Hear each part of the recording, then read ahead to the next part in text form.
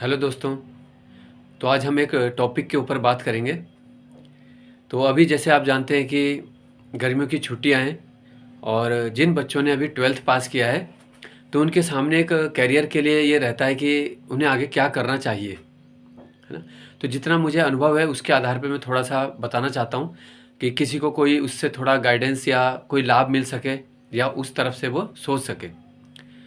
तो देखो, 12th के बाद क्या होता है कि कई ऑप्शंस होते हैं। अगर आपका साइंस बैकग्राउंड है, मैथ्स का है, तो ज़्यादातर स्टूडेंट का ये होता है कि भाई हम बीटेक कर लें। एक नॉर्मल जो होता है कि हम मैथ्स के उसमें आगे जाएं, बीटेक करें, इंजीनियरिंग करें यानी कि।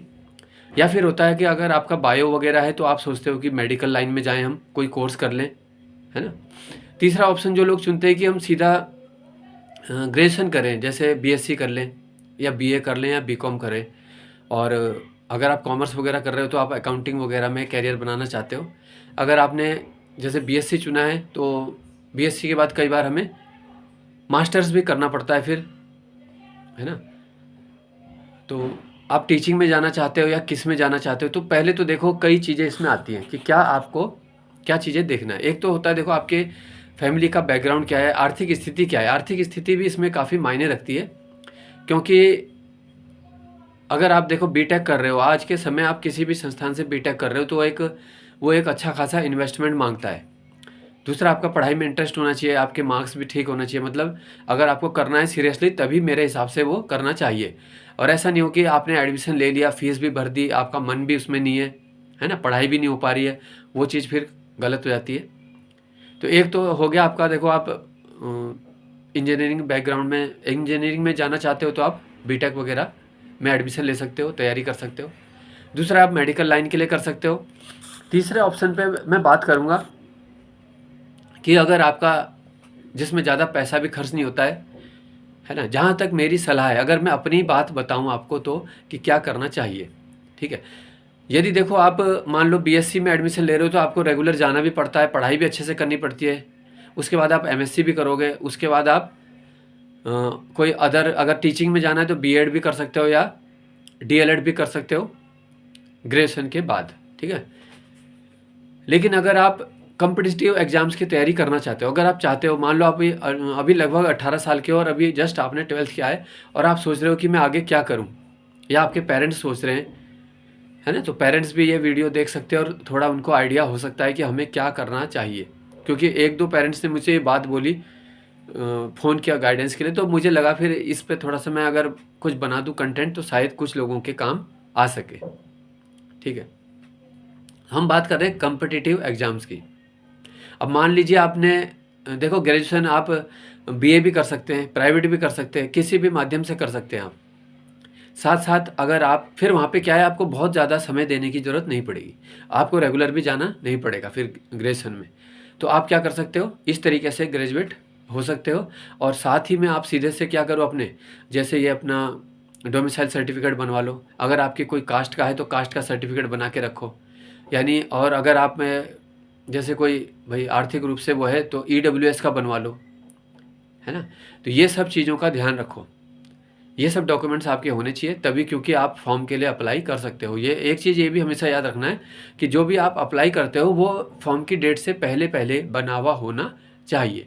मान लो कोई फॉर्म की डेट 10 जुलाई है लास्ट डेट, तो 10 जुलाई से पहले आपका सर्टिफिकेट होना चाहिए, वो तभी मान्य होता है। कई, क्योंकि आधे बच्चे इसी में फंस के रह जाते हैं, वो अप्लाई तो कर देते हैं लेकिन उनके पास सर्टिफिकेट बाद में आता है या नहीं आ पाता, ठीक है। तो हम बात कर रहे थे कॉम्पिटिटिव एग्जाम्स पे आ जाते हैं। अब आपके पास देखो 3 साल का समय मिल जाता है आपको, जब तक आपकी ग्रेजुएशन चल रही है। आप अपना बेस पूरा मजबूत कर सकते हो, बहुत अच्छे से तैयारी कर सकते हो, यहाँ तक कि पेपर भी निकाल सकते हो आप।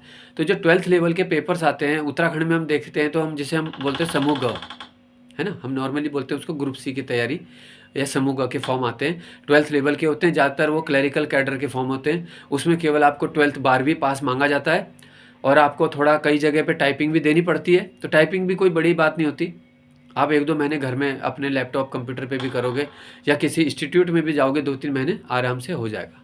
मेन होता है आपको कॉम्पिटिटिव एग्जाम्स की तैयारी में जाना। अब वहाँ पे आप देखो अभी गर्मियों की छुट्टियाँ हैं, पूरा उसका फ़ायदा उठा सकते हो। अपना उत्तराखंड के लिए आप परीक्षा वाणी की बुक ले लो, जीएस के लिए आप दृष्टि की ले लो या लूसेंट की ले लो, किताबें बहुत ज़्यादा है। और इस पे बहुत कंटेंट भी आपको यूट्यूब पे मिलेगा। और आजकल सबसे बहुत बढ़िया ये साधन है यूट्यूब, आप एक से बढ़ के एक कंटेंट देख सकते हो, अपने लिए गाइडेंस देख सकते हो। क्योंकि हमने जब 12th किया तो उस समय ये वाले साधन नहीं थे, है ना, तो थोड़ा सा वो भी नहीं होता था। जैसे व्यक्ति चौराहे पे पहुंचता है और उसे चारों दिशाओं में सड़क दिखती है, तो कोई कहता था भाई लेफ़्ट चले जाओ, कोई बोल रहा है राइट जाओ, कोई बोलता है अरे ऊपर चले जाओ, ठीक है नीचे चले जाओ। तो आपको अगर 10 लोग मिलेंगे वो 10 प्रकार की सलाह देंगे, लेकिन आपको अपने लिए या आपको अपने बच्चों के लिए वो बेस्ट चीज़ देखनी है कि अगर उसका मन कॉम्पिटिटिव एग्जाम्स में लगता है, उसे लगता है मैं क्रैक कर सकता हूँ, तो वो जम के 1-2 साल तैयारी करे और बहुत अच्छे समय पे उसको जॉब मिल सकती है, ठीक है। अगर बाई चांस एक चांसेस मान लीजिए ये हो जाता है कि यार उसको 3 साल हो गए तैयारी करते हुए नहीं निकला हो, साथ साथ उसने साइड बाय साइड ग्रेजुएशन भी कर ली, उसके बाद उसका एक और ऑप्शन खुल जाता है, वो ग्रेजुएट लेवल एग्जाम्स जो भी होते हैं, जैसे दरोगा का होता है या बहुत सारे आते हैं ग्रेजुएट लेवल के, तो वो वाले भी वो अप्लाई कर सकता है ना। वीडियो वीपीडियो हो गया, बहुत टाइप के हैं। धीरे धीरे आपको उसमें जब आप जाओगे तो आपको पता चलेगा, है ना। तो आप कॉम्पिटिटिव वाली लाइंस में भी जा सकते हो, उसमें देखो ज़्यादा खर्चा नहीं है, आपको कोचिंग लेके भी कर सकते हो, या आजकल तो इतना मैटर है यूट्यूब पे, आप सेल्फ स्टडी भी कर सकते हो, थोड़ा सा गाइडेंस की लेकिन आपको बस ज़रूरत पड़ेगी। तो जितना मेरे से संभव हो पाएगा तो मैं आपको निःशुल्क गाइडलाइन इसमें गाइडेंस भी दूंगा, और मतलब क्या क्या आपको किताबें पढ़नी चाहिए, क्या किस तरीके से तैयारी शुरू कर रहे हैं, क्या क्या आगे ऑप्शंस आपको मिल सकते हैं अगर आप कॉम्पिटिटिव के फील्ड में जा रहे हो, कौन कौन से आप एग्ज़ाम दे सकते हो, है ना। जैसे आप साइंस बैकग्राउंड के हो तो आप लैब असिस्टेंट का भी दे सकते हो, ऐसे बहुत सारे ऑप्शन आपके लिए खुलते हैं, ठीक है। तो इसी चीज़ पे मैं फिर आगे भी कोशिश करूँगा आपके लिए वीडियो बनाऊँ, कोई स्पेसिफिक आपकी इच्छा होगी तो उस पर आप कमेंट में भी लिख सकते हो। और अगर आपको कोई ज़रूरत पड़ती है कि आपको लगता है यार मुझे बात करनी चाहिए, तो आप मेरा जो नंबर है 8433479306 उस पर बात कर सकते हो, है ना। जिसको जेन्युइन ज़रूरत है देखो वही कॉल करे केवल, क्योंकि बहुत बार ये मेरा क्योंकि मेन नंबर है और फिर अगर हर किसी पे चला जाता है उससे कभी कभी असुविधा भी होती है।